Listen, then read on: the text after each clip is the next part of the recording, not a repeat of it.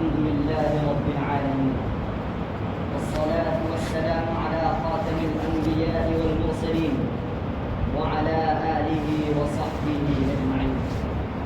أما بعد، فأوصيكم ونفسي بتقوى الله عز وجل والسداد في العمل والقول. قال تعالى: يا أيها الذين آمنوا اتقوا الله وقولوا قولا سديدا. إخوة الإيمان، إن من آيات عظمة الله جل وعلا اختلاف الليل والنهار وتقلب الأيام والشهور وتغير الفصول والأعوام، وفيها عبرة لمن اعتبر. يقول تعالى: يقلب الله الليل والنهار إن في ذلك لعبرة لأولي الأبصار. ومن تأمل الحكمة البالغة فيما خلقه الله في هذه الدنيا ليعلم أن فيها من النصب والشدة ما يذكره بأنها دار ممر لا دار مقر، ومن ذلك هذا الصيف والحر واختلاف الفصول.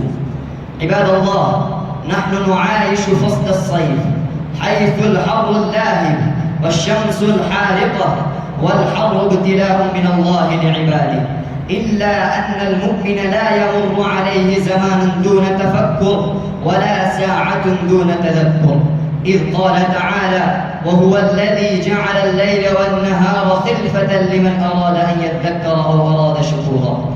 ومن سنته صلى الله عليه وسلم تذكير أصحابه أحداث الآخرة بما يرونه من أحداث الدنيا، ففي الصحيحين أنه صلى الله عليه وسلم قال: ناركم هذه التي يوقد ابن آدم جزء من 70 جزءا من حر جهنم. قالوا: والله إن كانت لكافية يا رسول الله. قال: إنها فضلت عليها ب69 جزءا كلها مثل حرها. وقال صلى الله عليه وسلم: اشتكتت النار إلى ربها فقالت: يا ربي أكل بعضي بعضا، فأذن لها بنفسين، نفس في الشتاء ونفس في الصيف، فهو أشد ما تجدون من الحر وأشد ما تجدون من الزمهرير. والحر هو ابتلاء للعباد لينظر كيف يعملون، فإن النبي صلى الله عليه وسلم لما خرج بأصحابه في غزوة تبوك كان الحر شديدا فتخلف المنافقون، وقال بعضهم: لا تنفروا في الحر، فرد القرآن عليهم: قل نار جهنم أشد حرا.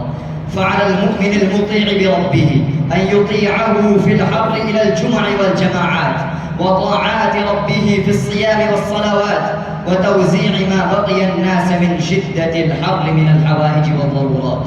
أقول ما تسمعون وأستغفر الله لي ولكم من كل ذنب فاستغفروا إنه هو الغفور الرحيم. الحمد لله وكفى، والصلاة والسلام على محمد المجتبى وعلى كل من تبعه واقتدى. وبعد، فاتقوا الله عباد الله، واجعلوا الصيف والحر بابا واسعا للمعروف والإحسان بالعمل الصالح والصدقة الجارية، بحفر الآبار وغرس الأشجار وتسبيل البرادات في المساجد والطرقات وسقي الماء لكل إنسان وحيوان، ففي كل كبد رطبة أجر. وفي الصيف يستشعر العاقل نعمة الله عليه من لباس وظل وماء بارد. قال تعالى: وجعل لكم سرابيل تقيكم الحر. فلقد هيأ الله لعباده الآن من أسباب الراحة ما لم يهيئ لمن كان قبلهم. يقول خادم الرسول أنس رضي الله عنه: كنا نصلي مع النبي صلى الله عليه وسلم فيضع أحدنا طرف الثوب من شدة الحر في مكان السجود. رواه البخاري. فهذه النعم تستوجب الحمد والشكر. اللهم أظلنا تحت ظل عرشك يوم لا ظل إلا ظله. اللهم قنا عذاب السعير، اللهم قنا عذاب السعير وقنا عذاب السموم، واصرف عنا عذاب جهنم إن عذابها كان غراما إنها ساءت مستقرا ومقاما.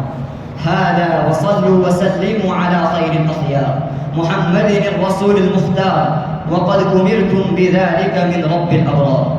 فقال عز من قائل كريما: إن الله وملائكته يصلون على النبي يا أيها الذين آمنوا صلوا عليه وسلموا تسليما. فاللهم صل وسلم وبارك على عبدك ورسولك محمد وعلى آله وأصحابه أجمعين. وارض اللهم عن الخلفاء الراشدين أبي بكر وعمر وعثمان وعلي وعن سائر صحابة نبيك أجمعين ومن تبعهم بإحسان إلى يوم الدين. تعادلوا عباد الله، فإن الله أمر بقوله: إن الله يأمر بالعدل والإحسان وإيتاء ذي القربى وينهى عن الفحشاء والمنكر والبغي يعظكم لعلكم تذكرون. اذكروا الله العظيم الجليل يذكركم واشكروه على نعمه يزدكم ولذكر الله أكبر والله يعلم ما تصنعون. حي على الفلاح حي على الفلاح قد قامت الصلاة قد قامت الصلاة. الله أكبر الله أكبر لا إله إلا الله. الله أكبر.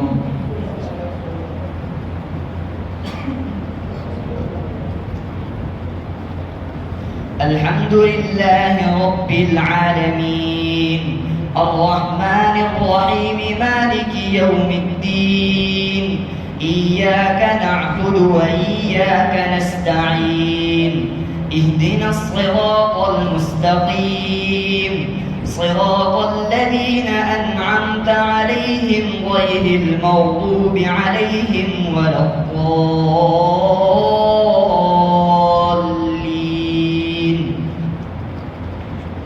سبح اسم ربك الأعلى الذي خلق فسوى والذي قدر فهدى والذي أخرج المرعى فجعله غثاء أحوى.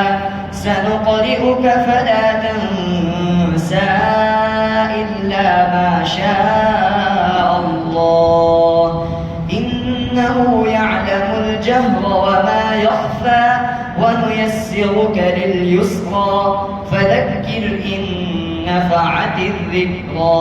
سيذكر من يخشى ويتجنبها الأشقى الذي يصلى النار الكبرى ثم لا يموت فيها ولا يحيا. قد أفلح من تزكى وذكر اسم ربه فصلى. بل تؤثرون الحياة الدنيا والآخرة خير وأبقى. إن هذا لفي الصحف الأولى صحف إبراهيم وموسى. الله أكبر. الله أكبر. الحمد لله رب العالمين الرحمن الرحيم مالك يوم الدين. إياك نعبد وإياك نستعين. اهدنا الصراط المستقيم صراط الذين أنعمت عليهم غير المغضوب عليهم ولا الضالين.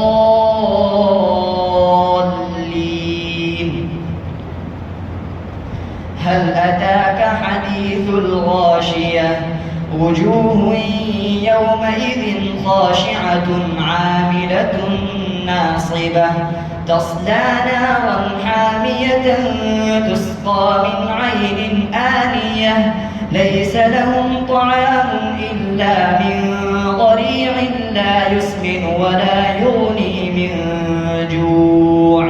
وجوه يومئذ ناعمة لسعيها راضية في جنة عالية لا تسمع فيها لاغية فيها عين جارية فيها سرر مرفوعة وأكواب موضوعة ونمارق مصفوفة وزرابي مبثوثة.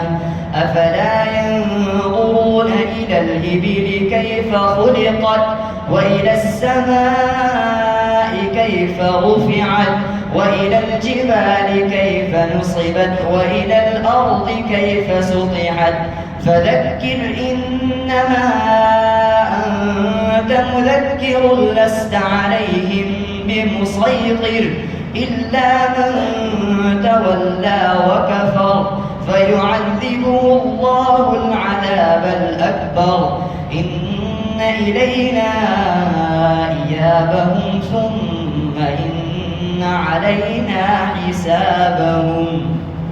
الله أكبر.